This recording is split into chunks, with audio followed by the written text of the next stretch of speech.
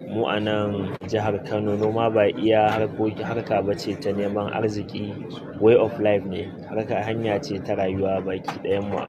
Aikinmu shine shuka bishiyu, amma abin da muka fahimta cikin wannan aikin shine bishiya ba za ta shuku ita kaɗai ta girma ita kaɗai ba tare da an samu al'ummar da suke kula da ita ba. Muna aiki between climate resilience, wato yanda al'umma za ta inganta kanta akan matsaloli da ke zuwa da climate change. Duba da yadda iri ɗan ƙirƙira wanda ake ce masa irin bature yake mamaye kasuwannin irai na duniya, musamman nan ƙasashen Afirka da suke tasowa, wanda hakan babbar barazana ce ga al'umma da kuma ƙasar noma. Wannan dai iri ana kiransa irin bature domin kuwa ana amfani ne da kimiyya da fasaha domin samar da shi, wanda a taƙaice ake kiransa GMOs, wato genetically modified organisms. Hakan ta sa ƙungiyoyi masu rajin kare muhalli da lafiyar ƙasa da ke nan Najeriya suka shirya taron wayar da kan manoma da kuma koya musu fasahar takin gargajiya da maganin kashe ƙwari na gargajiya domin kaucewa waɗancan sinadarai da bature ke samarwa da kuma iri da ke gurɓata ƙasar noma da lafiyar jikin al'umma.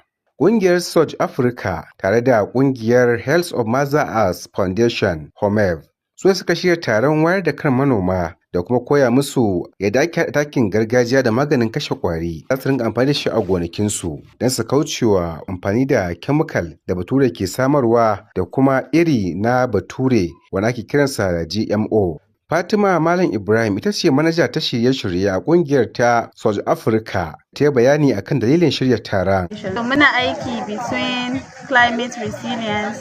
wato yanda al'umma za ta inganta kanta akan matsaloli da ke zuwa da climate change, sannan akan climate media shine reporting kenan labarai da suka shafe climate change, sannan muna aiki akan policy wato shine dokoki da suke affecting ɗin climate change, not just a Nigeria but a faɗin ƙasar duniya gaba ɗaya. Muna aiki da community sosai, kuma mun san effects ɗin da GMO take having akan